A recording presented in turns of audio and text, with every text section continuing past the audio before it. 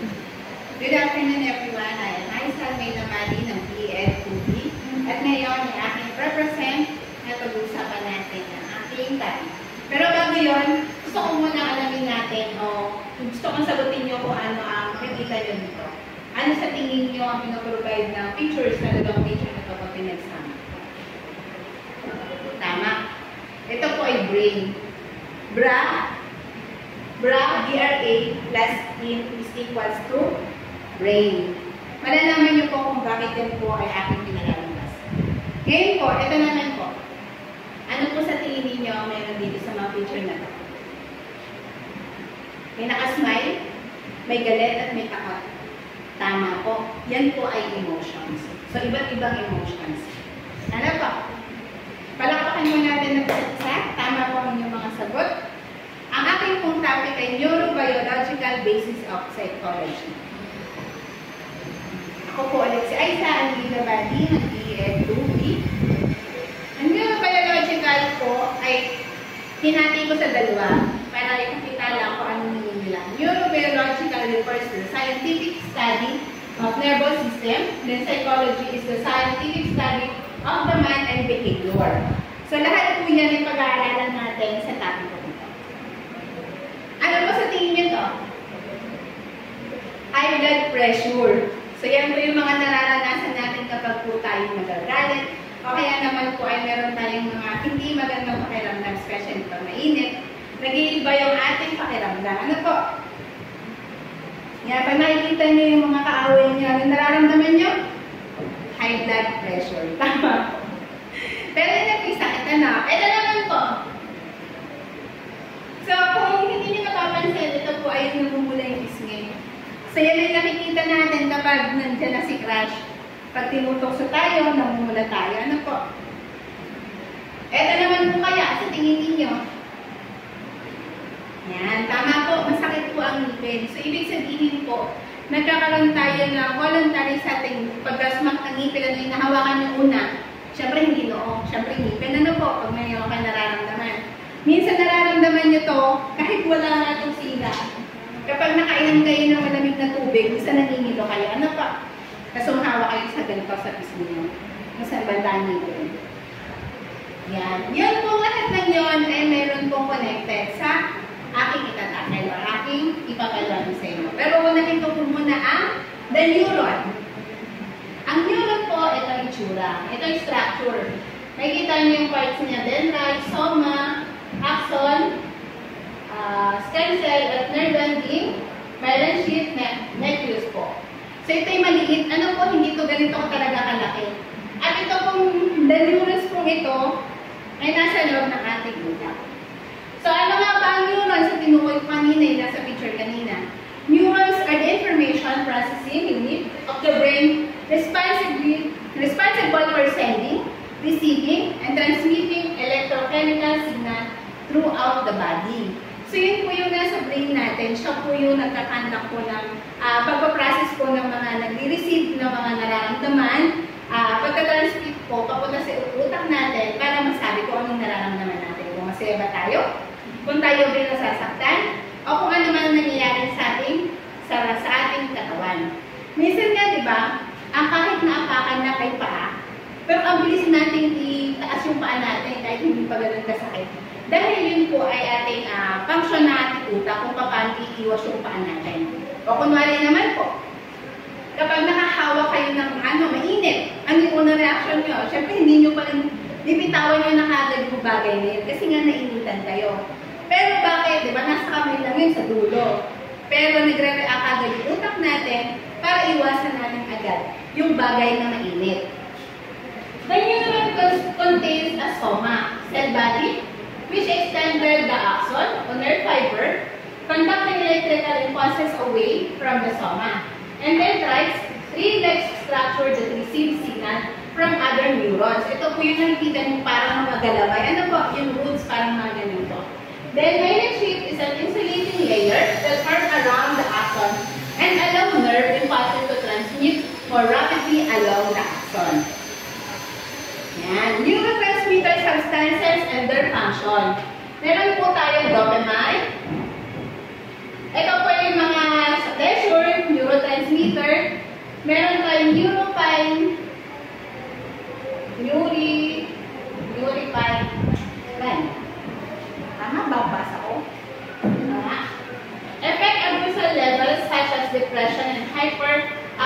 activity. So, yun po yung mga nakakaramdam, neurotransmitter yung nakakaramdam pag nade-depression sa hyperactivity tayo. Then, meron tayong serotonin. Lack of serotonin makes going to sleep difficult or low level is implicated in aggression and depression. So, kapag wala daw tayo nito or kulang tayo sa ito, hindi daw tayo agad makakatulog o nahihirapan tayo makatulog. Okay na? Then, yung pangapat ko is yung GABA. Gamma aminobutyric acid, lowest arousal level. At yung number 5 po natin yung endorphin, pain relieving effect, neuropeptide. Neuropeptide. So, yun po yung ulitin ko po yung lima natin neurotransmitter substances, ang dopamine, norepinephrine, serotonin, GABA, endorphin. Yan po yung lima natin neurotransmitter. Ito po yung types of neuron. Kanina, ang nakita ko, ito lang, sa piraso. Ano ito? Pero ito ngayon, hindi magkakalusyo. Isa, dalawa, tatlo. Itong sensory neuron, transcensus. Then ito namang interneuron sa brain and spinal cord. Ito po yung brain and spinal cord. Then itong motor neurons natin to muscle. So sila po yung magkakakonekta para papunta sa brain ang ating mga ating na-transmit na message natin kung paano, kung anong nararamdaman ng katawan natin. Ano po? Yan. Sensory neurons, also known as afferent neurons, are specialized nerve cells through play a crucial role in the nervous system. They are responsible for detecting and transmitting information about changes in both external and internal environment of the central nervous system. So, ano yung mga nervous system? Mamaya pag-aaralan natin. Pero yung sensory neurons na ito po yung mga nakakakuha ng mga idea o ng mga message galing sa iba't ibang environment natin, external at internal.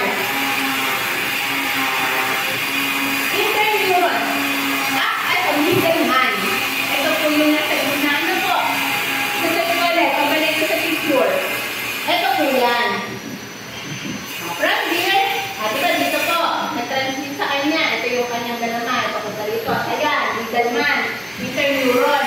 Tapos yung kanyang ano po, ay papunta naman kay motor neuron sa muscle. Yan.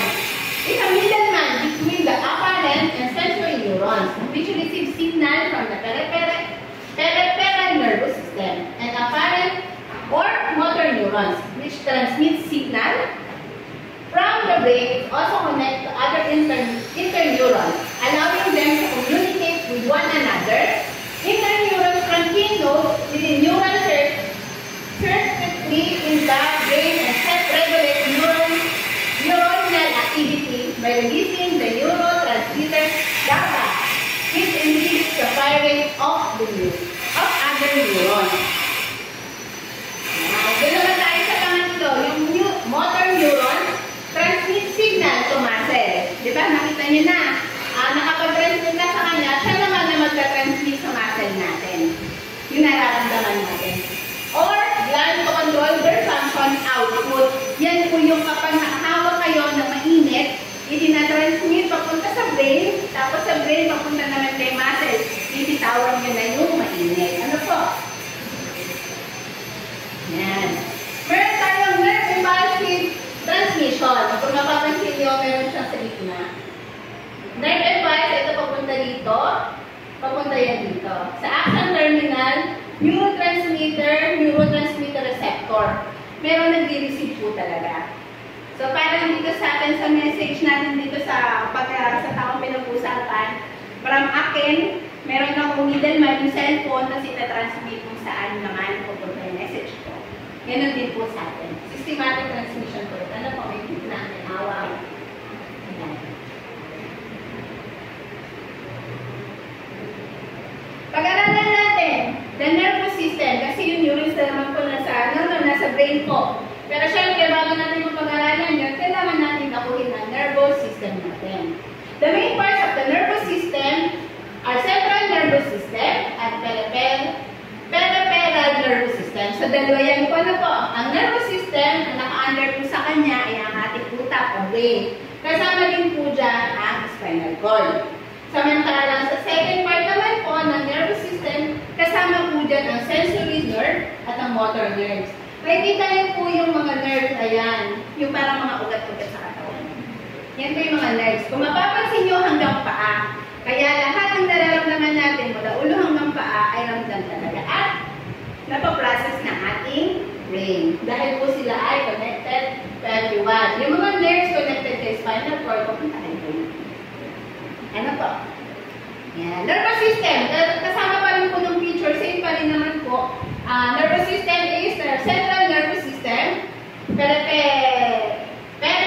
nervous system. Under the central nervous system ay ang brain at ang spinal cord. Sa brain, meron siyang tatlong parts. Ito ang cerebellum at ang brainstem.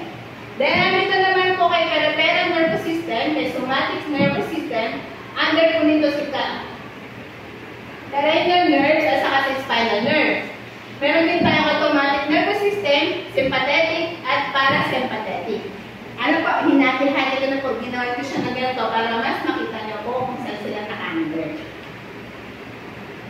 Yan. Nervous system, central nervous system, ito yung dalawa, brain at saka spinal cord. Ito po yung drawing nila. Siyempre, alam naman natin kung nasa ng brain. Itong spinal cord, magkalugsong po sila hanggang dito po sa may dulo. Hanggang dito po yan. Yung matigas po yan sa likod ninyo na bone, yan po yun. Pero hindi siya isang buo. Kung mapapansin niyo po, ang spinal cord po ay para putol-putol na magkakalugsong para naigagalaw natin, na-depend natin ang ating katawan. Si brain po is the largest part of the nervous system. Halata naman po, ano po? And protect by the skull. Siyempre, para hindi siya, meron tayong buto sa ulo na matigas, na bilog, na talaga nagpo-cover kay brain, para hindi madami. Kasi napakalambot po talaga ng brain. So, ang tawag po dito skull, the brain controls the body of function. Kagaya ko na sinabi ko kanina, lahat ng nararamdaman ng bawat nerve natin ay dumidiretso dito at siya po ang nagpo-control. Ano po? Yung spinal cord naman, it is the main pathway of sensory or apparent impulses to the brain as well as of motor or impulses from the brain. So, same pa rin po. Ito kasi mga connection niya sa spinal cord, papunta kay brain. From brain, papunta kay spinal cord, papunta naman sa mga nerves natin. Ano pa? Sila pa yung magkadugtong talaga. Ano ang brain? What is the brain? The brain is the organ inside the head. Control all the body function of a human being. The brain is protected by the cranium and contains blood vessels and nerves, including neurons and glial cells.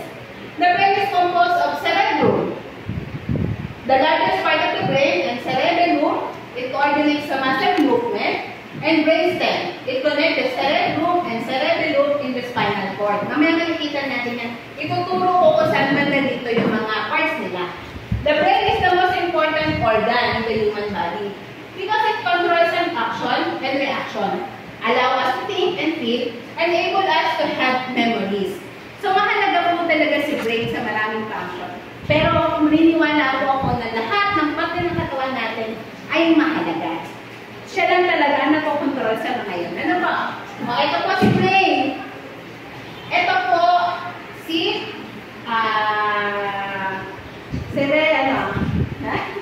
cerebrum. Ito pong may apat na to. Sa dalawa ito apat. Ito pong malaking ito ay cerebrum po ito. Hinapin lang siya sa apat na lobe. Tapos ito po si cerebellum. Yan. Ito lang po orange na to. Si cerebellum. Tapos itong body na ito parang papunta sa spinal cord. Yan naman po si brainstem. So sasabihin ko ano yung mga function. Si cerebrum, naupo talaga. Cerebrum may apat na lobe. Ito ang temporal lobe. Siya po ang, sa kanya po ang hearing, learning, at saka feeling. Ito pong yellow. Then kay frontal naman, nandito siya, kay frontal lobe, sa kanya po ang thinking, speaking, memory, at movement. Then, dito naman tayo kay parietal lobe, sa kanya po ang language at touch. Ayan po yung blue. Then, si occipital lobe, ang vision and color perception. So, may mga kanya-kanyang function. So, huwag kayong tatlo lang ang parts ni brain. Ay main parts. Ang cerebrum, ito po yan. Itong red, blue, yellow, green. Isa lang po yan. Kinakilang sa ibang loop, 4 na loop. Cerebellum, itong orange. Brainstem itong violet. Ano pa? Yan. The brain consists of 3 main parts na nga po yun. Cerebrum, cerebellum, and brainstem. Cerebrum is the largest part of the brain consisting of the lobes with distinct function. Kagaya po ng pinakita ko kanina. Then, cerebellum naman is control movement, balance, and posture. Kay brainstem naman, connect the brain to the spinal cord and control vital function like breathing, heart rate, sensory, and motor function. Sa lahat po ay mahalaga ano po. Oy, ang dami na lalo. Kanina, ilan lang. Ngayon po, ito po ang parts of the brain. Meron central sulcus dito. Ito si cerebrum, yun na, yung frontal lobe, parietal lobe, temporal lobe. Ito po yung magkakasama po. Meron tayong limbic lobe, thalamus. Nandito po yan. Hypothalamus. Ayan, yun naman na rito. May optic shafts. Ito po yung maliit lang yan. May temporal lobe, pituitary glands, yan, pons, military body, medulla oblongata, cerebellum, pineal glands, o secretal lobe. So lahat po yan, kaya ko pinakita kasi talaga mababanggit ka naman yan sa aking i-discuss. Ano po? Lahat sila ay mayroong function, especially sa ating pagsusulat, pagbabasa, pag-isip, at pagdalaw. Medulla. Kagaya ng kanina, nasaan si medulla? Saan si medulla? Kailangan ko si medulla. Pero, ayan. Tamang galing. Alam mo si medulla. Medulla, involuntary action. Ano yung involuntary action? Yung hindi may iisip yung mga napuwing ka, automatic yung mata mo natin ito. Diba? Involuntary kasi yun. Hindi mo na kailangan pang sabihin sa mata mo, ulit ka. Automatic yan, pag may lumako sa mata mo na, or something na dating sa mata mo, ulit talaga siya. Including breathing, tamang breathing, syempre, heart rhythm, as well as oxygen and carbon dioxide level. O sipon, papakita ko ba sipon kung nasaan? Yung sipon, ito siya. Sipon control, voluntary action. Kung voluntary action naman siya, including swallowing, bladder function, facial expression, posture, and sleep. Kasi ito mga to, ito mismo may gustong gawin ito. Ano pa? Yung isa automatic sa katawan, ito naman po ay voluntary. At thalamus at the brain release station, handling sensory and motor signals, to the cerebral cortex in regulating consciousness, sleep, and the alertness. Then sa hypothalamus naman, link the nervous and endocrine system. It contains many small nuclei. In addition to participating in eating and drinking, sleeping and walking, it regulates the endocrine system via the pituitary glands.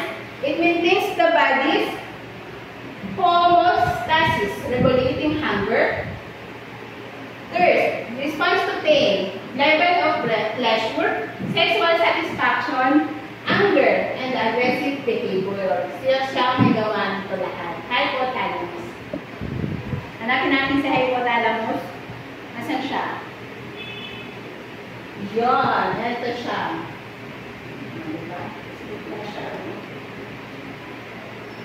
Reticular system. It plays significant role in controlling the organism's state of arousal. It also acts as a filter, allowing for some sensory message to reach the cerebrum while preventing other messages from reaching the cerebral cortex.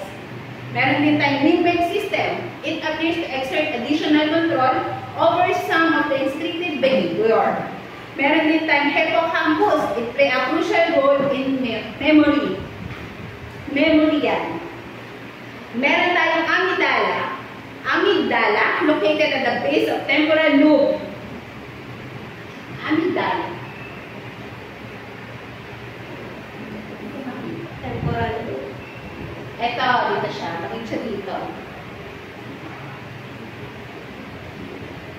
It is concerned with the control of appetitive, sexual, and aggressive behavior.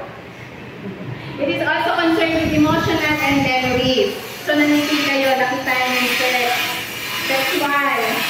And next natin si cortical areas and their function.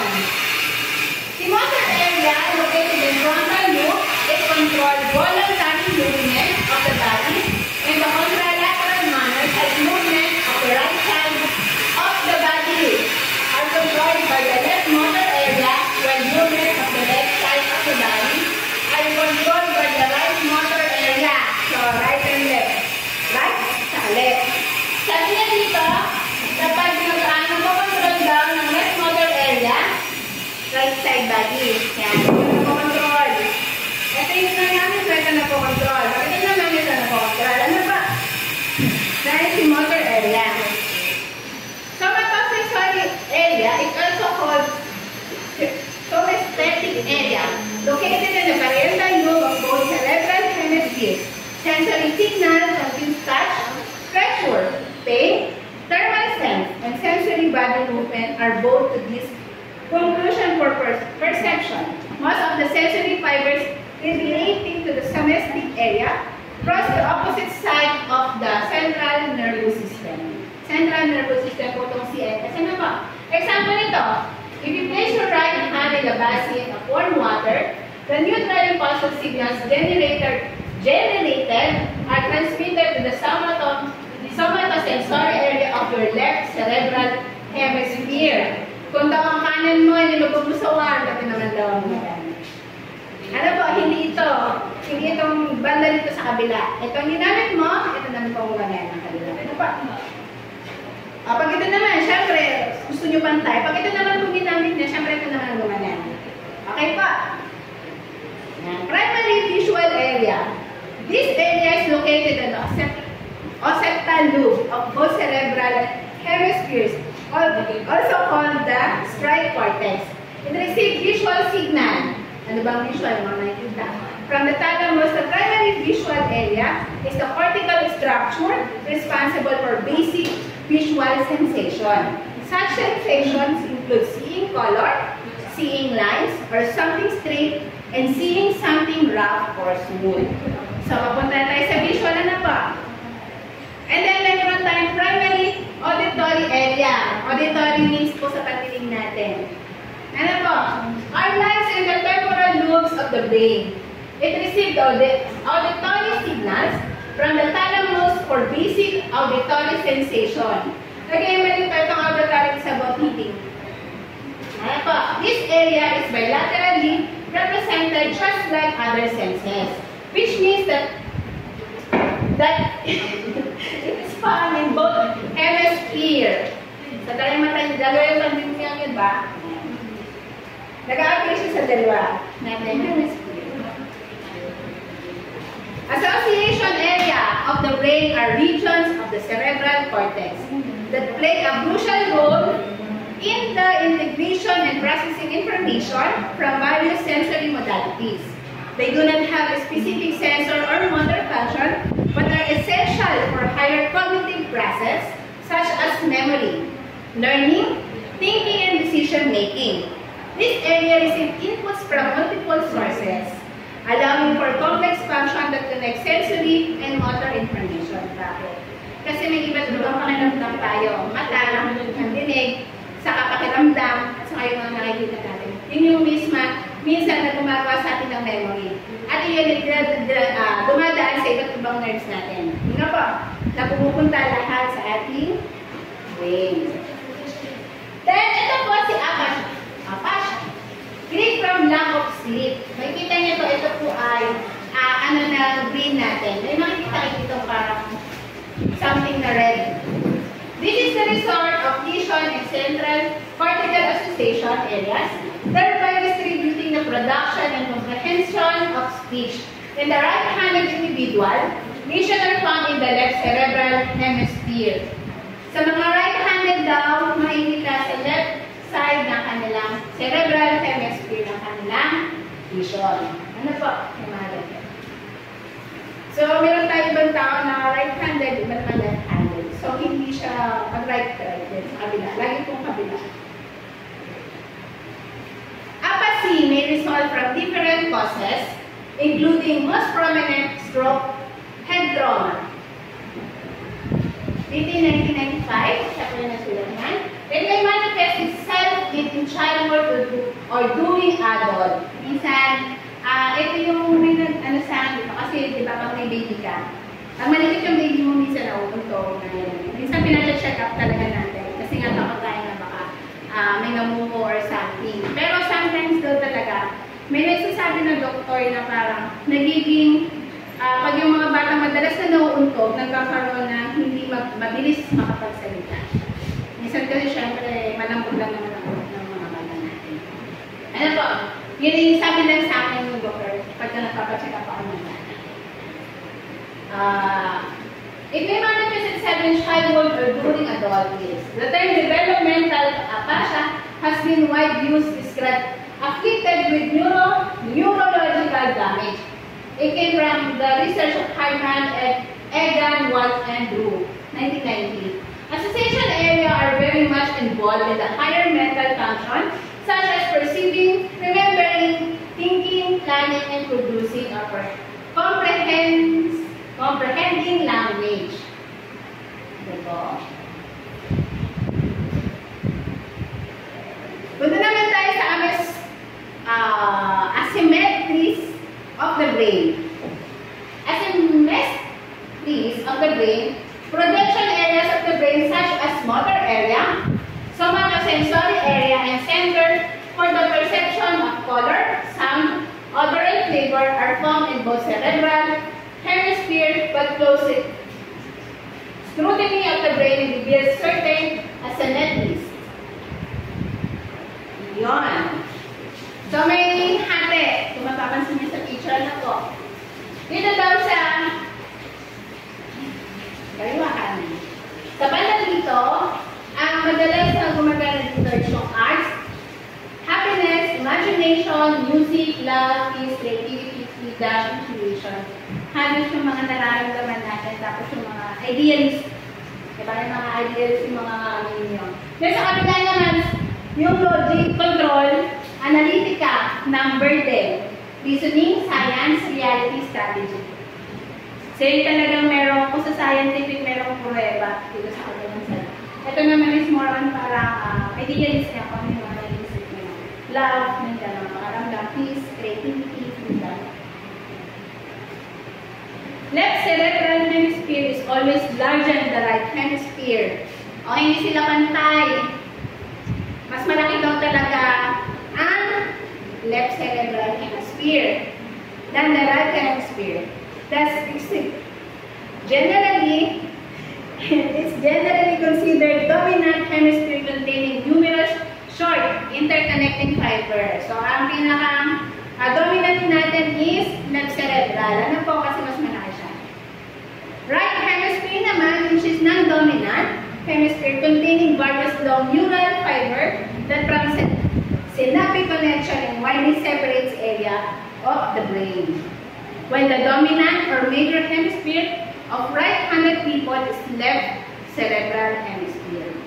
Major of left-handed individuals have their language or speech ability greatly lateralized in the left hemisphere. Motor speech center, sometimes referred to a Broca's area, after its discovery from Paul Broca. Discovery natin si Paul Broca. Is concerned with the productions of speech. This center in the inferior frontal areas just above the sylvian tissue can be found in the dominant hemisphere only.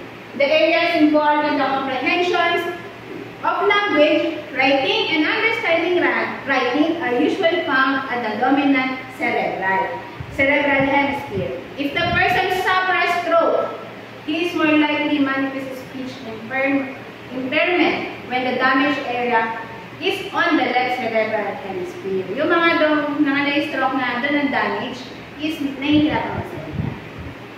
Nakikita natin sa mga stroke, medyo matatagal na. Nasa left cerebral hemisphere. Carefully investigation reveals that the dominant and non-dominant cerebral hemisphere function differently. So nakita niyo sa picture kanina, yun daw kanina dominant hemisphere sa non-dominant is magkaiba ang function nila. Diba? Sa left, pag namin mga left, papunta siya dito. Right hemisphere ito. Pag naman dito papunta naman dito, left hemisphere naman. Ano po? Sa mga makikita nyo na, pag dito galing, dito gumagana. Ito? Left. The peripheral nervous system. So, ito yung pangalawa sa nervous system na pagtena po, peripheral nervous system. Ito naman po yung mga nerves sa mga ugat-ugat. Makikita nyo sa picture. Hindi na yan yung brain. Ang cerebral nervous system, but yung yellow time, makikita ninyo, yung mga ugat-ugat ng peripheral nervous system. It is made of somatic nervous system and the autonomic nervous. The autonomic nervous system, ANS, is a part of nervous system that controls and regulates the internal organs without conscious awareness. It consists of two opposing sets of nerves, the sympathetic and parasympathetic nervous system. That balance each other in response of different situations. The ANS is responsible for involuntary bodily functions, such as here, breathing, digestion, and sexual arousal. So, involuntary na po, si ANS natin, autonomic nervous system, is for involuntary movement. Ano ba? Sympathetic naman tayo. The sympathetic grants to the function as unit when confronted by emotion, provoking stimulus, an individual experiences an increase in heart rate. At irritations of the artery of the skeletal muscles and heart. Parasympathetic. The parasympathetic dominates during period of sense. It also plays role in digestions, in the maintenance of functions of the conservations and protections of bodily resources. Ayan. Nakikita niyo sa picture ko sa dalawa nila. Sympathetic nerve sa parasympathetic. Kung makikita niyo, pareho sila. May mata, meron din saliva, pero iba yung function na. So, sympathetic ang function niya is delete pupils. Kasi ito naman is contract pupils. Ito naman nag-stimulate ng saliva, ito naman nag-inhibit to salivation. O hindi niya nagpapalaw, ito naman nagpapalaw siya. Ito, relax airway, constrict airway. Increase heartbeat, slow heartbeat. So, lahat sila connected, pero iba lang ang ginagawa nila. Ano po? Yan. The endocrine system naman tayo. Another neurobiological system affecting human behavior. Kaya tayo kasi ang pinag-aaralan talaga natin yung behavior ng tao, psychology. Pero ano nga connected dito mga brain natin sa cells? Kasi sila nagbibigay sa atin ng emotions. Tama po. Sila nagpa-function sa mga emotions. At kami dapat gawin. Pagkas ng ikay, pagngiti, pagtawa, kung simama. Yan ang mag-aangat ng function. Kaya kailangan natin silang pagkakas.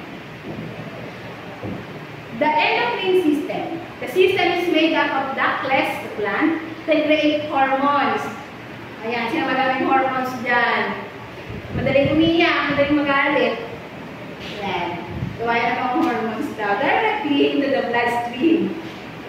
Both the nervous system and endocrine system use chemical substances to transmit messages or information. The endocrine system has hormones that affect the specialized cells into the various organs of the body. These hormones are secreted in normal quantities as needed by the body, over or under secretion of these hormones disrupt normal functioning.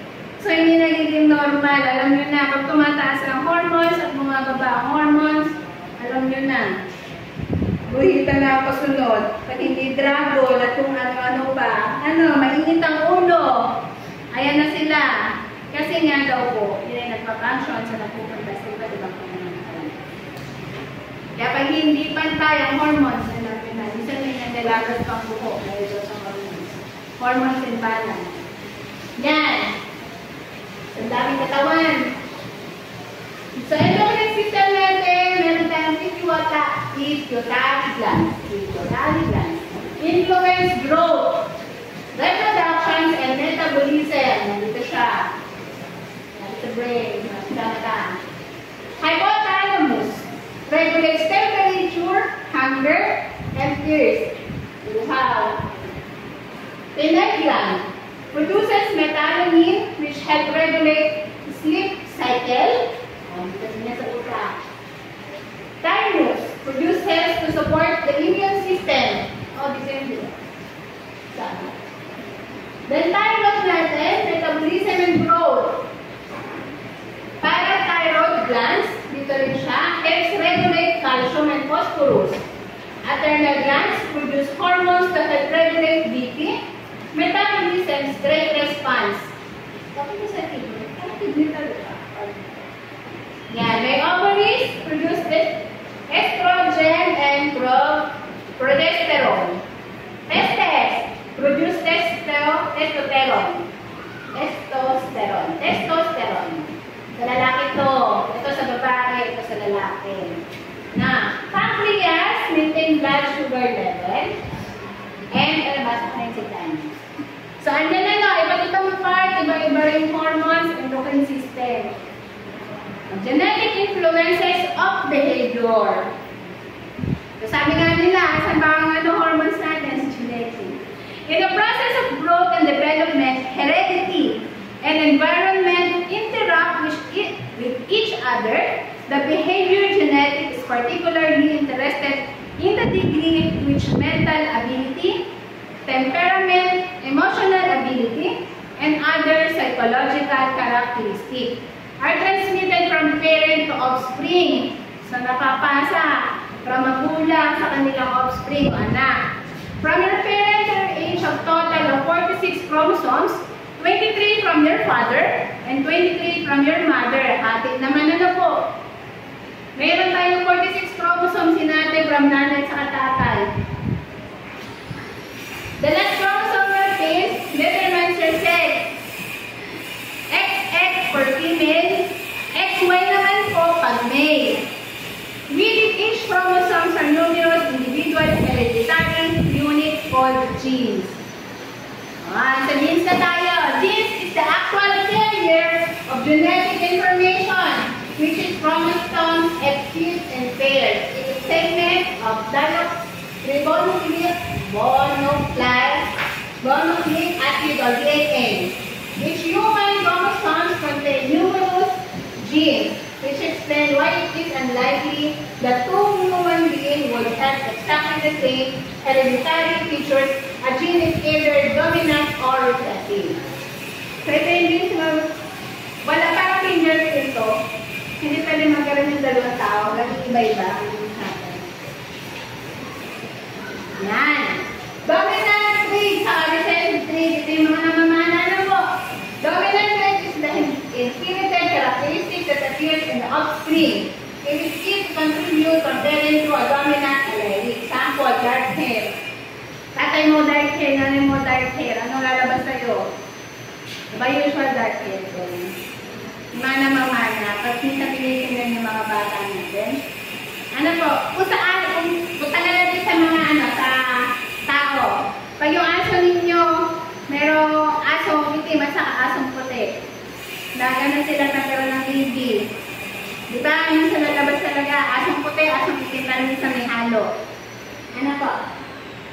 Then the recessive traits naman, a recessive trait is a trait that is expressed when an organism has two recessive alleles or form of a gene. Example, ito, yung kanila pagiging kulot, saka yung details na lang.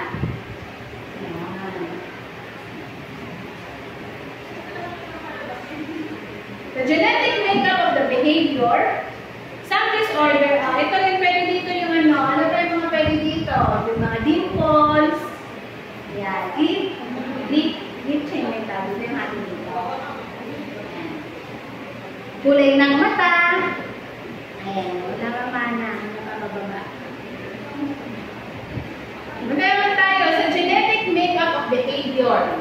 Some disorder like Turner's syndrome, Klinefelter's syndrome, or the unusual aggressiveness of male are the result of chromosomal abnormalities. Intelligence, emotional stability, musicality, and even undesirable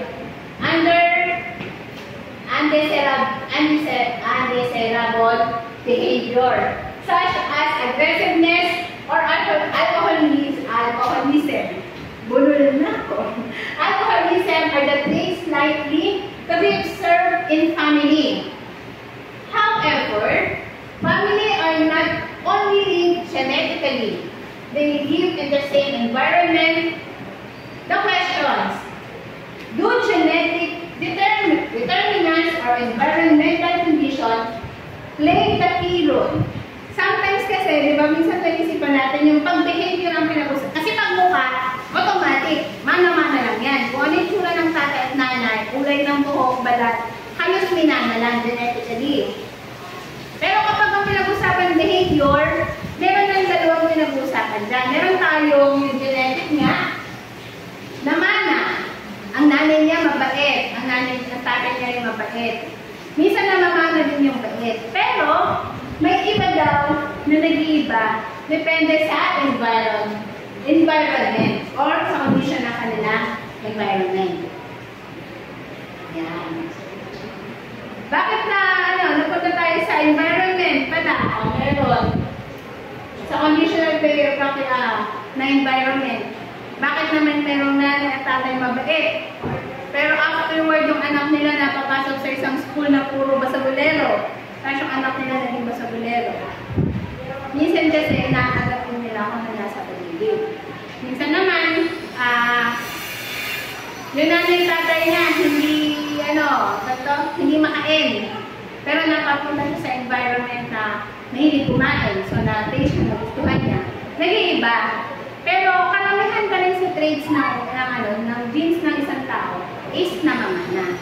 Pero pagdating lang sa mga behavior, yan tayo din sa nagkakaroon ng pagkakaiba. Punta naman tayo sa the sensory processes. Ano ang sensory? Ito yung mga pakiramda. Nagamit natin. Sense. Ano sana yung 5 senses natin? Dito yung papasok. We learn of the object because we see. And here, touch, smell, or taste. Pumasok na yan 5 senses. Ang ginagamit natin, mata, ilong, bibig, tenga, at saka yung ating skin. Through the senses, you become aware of the different stimuli in the environment. The external sensation is defined as a cognitive process by which we become aware of the external qualities of stimulus through the excitation of the perceptor and the transmission of neural impulses to the brain where perception takes place. So, syempre, nag-iiba yung ating mananao, ating mga nararamdaman sa, depende sa panahon, kung ano yung mga nakikita, nalalasahan, naririnig, at nararamdaman. For general condition of sensation, stimulus, receptor, fiber tract, brain center. Diba? Ano yung mga nararamdaman sa labas? Ano ang stimuli? The stimuli is any chance in the environment, kung may mga nasa paligid, that bring out a particular sensation. A stimuli is classified according to intensity. In terms of nature, ano yung panahon? Mainit, malamig, tag-ulan, tag-tuyo, o bagyo. Stimuli can be light waves for vision, sound waves for audition, chemical substance for taste and smell, mechanical energy for tactile sensation, and electrical energy for thermal sensation. The stimuli is said to be subminimal. If it is so big, it cannot elicit response. Siyempre, kapag hindi naman ganun katakas, hindi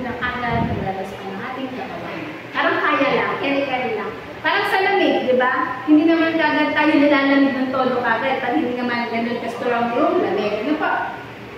Receptor. O, ano yung receptor? Is a structure that is excitable to stimuli. For every sensation, there is a particular receptor. A receptor can be classified according to its location in the body of any organism. Exteroceptors. Exteroceptors are those located in the superficial layer of skin. This includes receptor from touch, cold, and warm sensation. So, nasa labas. Ito yung mga nasa labas, ano? Layer skin. The receptor is stimulated by distance stimuli. It includes the for those vision, sa malayo, audition, and olfaction, smell. Ito yung mga nasa malayo. Mga nakikita, narinig lang, hindi ito malapitan. Ito naman is yung nakakatawan. Exteroception is a contact receptor. Contact receptor na. Ito exteroception. Proprioceptors, found in the muscles, joints, tendons, and ligaments. This receptor are for the sense kinesthesia, awareness of positions and movement. Meron din tayong enteroceptors, are those structures located in the visceral organs of the body, structurally and receptors at the peripheral termination of sensory of apparent fiber. Ito yung types of sensor natin, no? Exteroceptors. External stimuli, nakikita, naririnig. Enteroceptors, ito yung mga nararamdaman sa loob, internal, environment. Then, proprioceptors, body position and movement. The different sense of modality. Ito na vision, feeling, taste, continuous sensation, and accomplish. Sense of sight. Alam niyo na to, yung ating mata. The stimuli of sight is the light rays from the visible spectrum, violet and red. The light rays reflected by stimuli struck the retina of the eyes. Within the retina, which is the innermost layer of the eyes, are the rods and the bones that act specific receptor for the sense of sight. Yan, ang ating mata. Ito ang iris, pupils, sclera. So, tinaan sa labas. Ito ang retina, vocal optic nerves. Ito yung papunta sa utak natin. No? Then, synthesis cornea conduction muscles. Si rods are cylinder and concentrated of peripheral portion of the retina. Function at night are not sensible to color. Cones are concentrated at the central of the retina. Function during day or doesn't sensitive to color. Ito, gumagamit ito concentrate sa nagpa-function si rod sa night, pero hindi siya sensitive sa color. Si cones naman is nagpa-function during day at sensitive siya sa color. Mapapansin nyo, di ba, pag madilim, hindi na ganun ka-activate yung color. Nakikita ninyo. Ano po? Once the nerve is like reaction, there is an action potential or nerve impulses that is transmitted by the optic nerve to occipital lobes of both cerebral hemisphere where the primary visual center is located for the perception of stimulus. Yan. Manaman tayo sa auditory sense. Sense of hearing. The stimuli for the sense of hearing consists of sound waves emanating from vibration source. The sound waves enter through the auditory canals of the outer ears and then pass away to the eardrum and the middle ear where they cause three tiny bone structures to vibrate. These vibrations are brought to the inner ear where the cochlea is located. The cochlea is a portion of the inner ear which contains the organ of Corti. The hair cell which acts as a specific receptor for the sense of hearing. Ito ang picture ng ating tenya. Venus egostrate, ito yung malabas. Ito yung eardrum. Cochlea.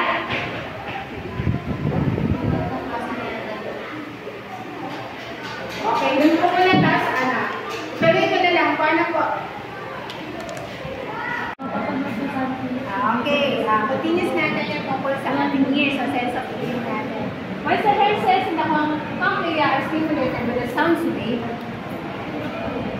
transduction occurs. This means that excitation of receptor leads to the generation of action potential, or the nerve impulse of the nerve. Impulses generated are then transmitted by the auditory nerve, the temporal lobes of the cerebral cortex, where the primary auditory center is located for the perception of sounds.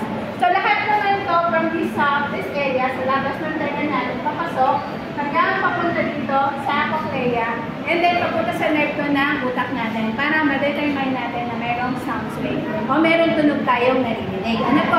Ito yung pangatlo nating sense, sense of hearing. Then punta naman tayo sa olfactory sense. Sense of smell. Ito yung natin ang ginagamit ko sa pag-amoy. For the sense of smell, endocrine stimulus consists of chemical substances in the gaseous state. So gaseous to, hindi yung solid or liquid. More on ang mga naamoy natin is gas material. Yung mga pabango, yung mga usok. Once a chemical substance is inhaled and stimulate the olfactory cells in the canal cavity, these cells act as a specific receptor for olfaction. Ito, palinawin natin ito, papunta dito yung amoy. Ito yung pinaka-parang nerves na to. Yan yung mag-represent o mag-ano na kung ano yung naamoy natin. Papunta sa utak natin. Para malaman kung ano yung naamoy natin. Kung mabango ka ba, mabaho, maasim, o kung ano pa man yun. Ano po? Ayun po yung ating pang-amoy or olfactory sense or sense of smell. Then next natin sa gustatory sense or sense of taste. So, ano ginagamit natin dyan? Ang ating tila. Yan. May mga part pa rin po dyan kung saan madalas o bitter kung saan natin nalalasahan. O sensory ng sweet, nasa dulo, salty o maalat. Then, maasim. Ano po? Adequate stimulus of gustatory senses consists of chemical substances in liquid form.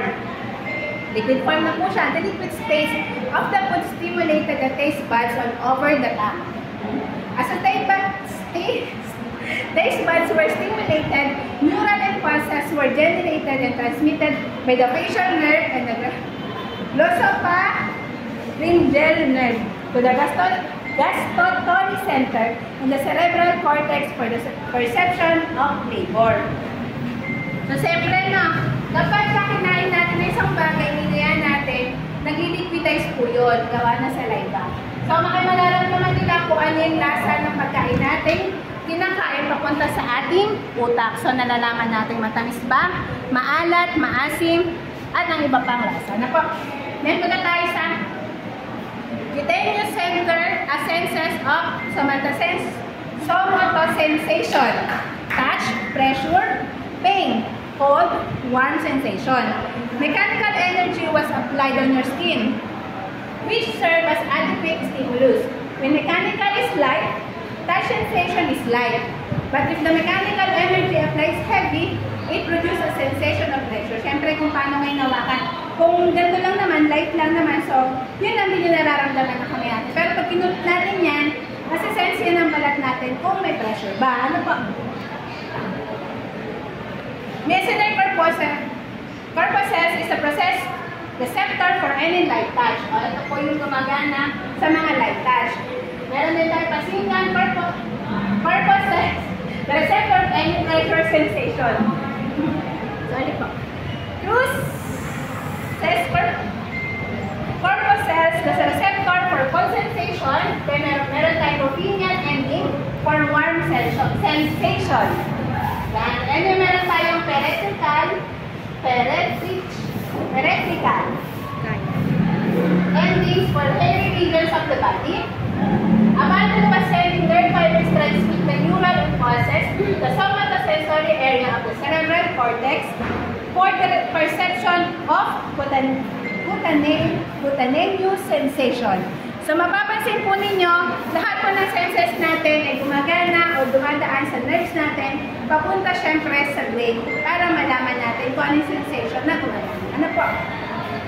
So, ito, mapapansin yung picture natin, human skin anatomy, hindi lang doon sa kamay, all over to lang sa katawan natin. Ano po? Ito yung skin natin. Balat, hanggang sa may dulo. Yan yung mga parts natin. Ano po? Yan yung reference pong ginamit ay yung book talaga ni Sen. Hindi ako kumuha ng iba sa labas ng mga reference na sa loob. Pero picture, syempre, kumuha po ako sa Microsoft Link Pictures. Sama-sama po yun. Muli po, magandang araw at maraming salamat. Ako po ulit ay Salmain Amalia. Ngayon,